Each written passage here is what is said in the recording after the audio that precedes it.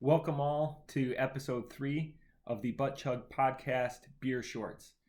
I am your 6'2" funny man and second best looking guy on the Butt Chug podcast, Matt, and I want to welcome you all to the Church Room Bar, as you can see in the background. On another episode, I plan on giving you guys a tour. I'm in the midst of drinking a beer from Indeed Brewing Company. It is an Imperial Stout, and it is called their rum barrel aged king. Some stats on this: it comes in a 12-ounce can. It is a 10.5, so this is probably going to be my only beer for the night, and it is 70 IBUs, which is extremely odd for a barrel aged stout, considering that it's going to be have a little more hoppy profile. So I'm just going to pour it a little bit here. And as you can see, not much head, just in a taster glass here, but very thick as it coats the glass. You can see it.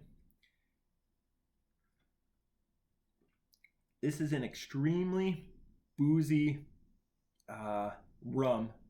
barrel-aged rum stout. It's marked with toffee, molasses, and vanilla. All three of those flavor profiles come through. A little bit more about our podcast, and as JT explained in the first and second episodes of this installment, we're just three guys, Matt, Chris, and JT.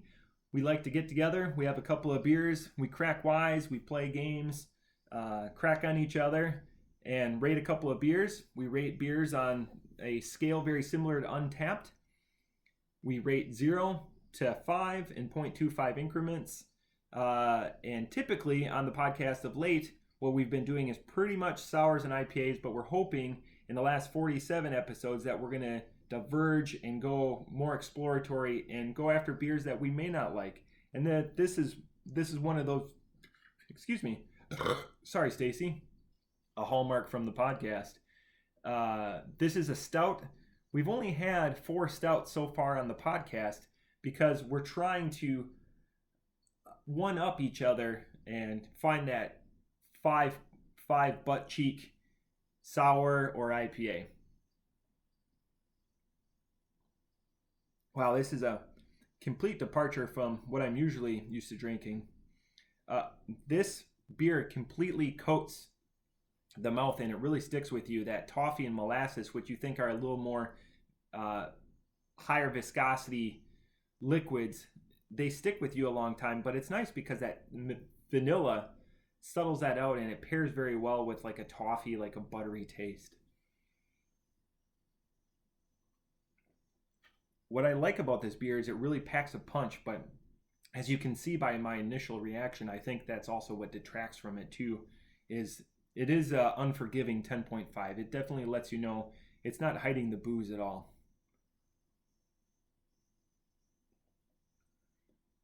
Off the top rope, this excels at being a boozy stout. It just isn't my cup of tea. I will give this a 3.25. This is definitely one. I have a 6-pack of this. I could only drink one in a night. Just one out of pure enjoyment, and 2 at 10.5%. I'm not having very many drinks after this, or if I put this somewhere in the middle of where I'm drinking for the evening, I'm probably slowing down the rest of the evening. I want to give a ouch out to the brewery, Indeed. They've got 2 locations currently in Minneapolis, and they're building a third one right over the river in Hudson, Wisconsin.